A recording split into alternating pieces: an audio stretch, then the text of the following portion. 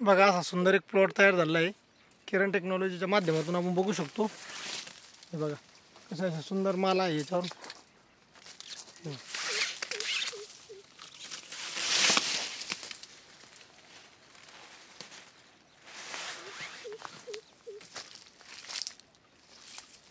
हेच नाही आपण सगळे झाडं बघू शकतो, असं काही नाही एकाच झाडाला आहे म्हणून सनी, असे वेगवेगळे झाडं आपले पूर्ण जशाल तसेच आहे।